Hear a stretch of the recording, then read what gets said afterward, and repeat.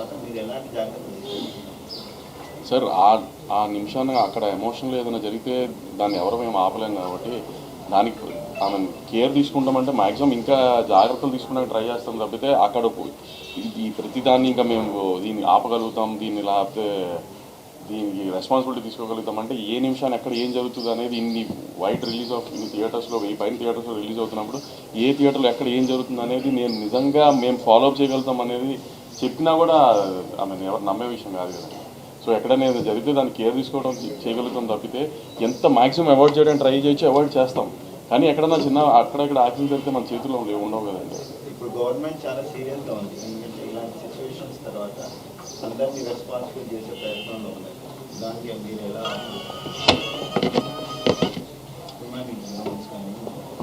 Sir? ఇప్పుడు మొన్న జరిగింది ఒక అన్ఫార్చునేట్ ఇన్సిడెంట్.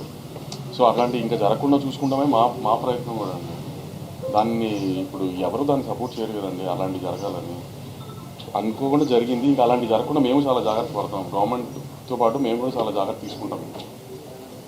థియేటర్కి వెళ్ళి సినిమాలు చూడడం సెలబ్రిటీస్ అనేది ఇప్పుడు చాలా ఛాలెంజింగ్గా ఉంది. దాన్ని కొనసాగిస్తారా? దానికి ఏమైనా అడ్డుకట్ చేస్తారా? అది హీరోలు డిసైడ్ చేసుకుంటారు కదండి, మేము కాదు.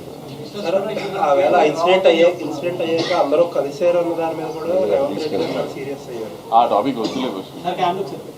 ఐ మీన్ డాకు మహారాజు గురించే మాట్లాడుకుందాం ఇంకెంతసేపు.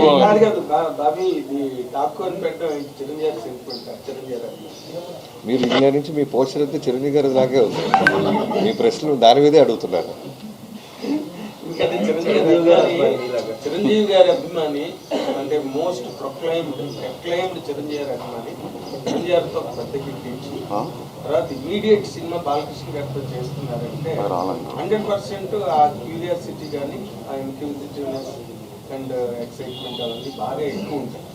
కానీ మీరు ఎలా మీట్ అయ్యారండి? నిజంగా it's really challenge for director. అదే నాకంటే కాన్ఫిడెంట్గా వంశీ గారు చెప్తున్నారు. నా ప్రీవియస్ సినిమాల కన్నా ఈ సినిమా నెక్స్ట్ లెవెల్లో ఉంటుంది.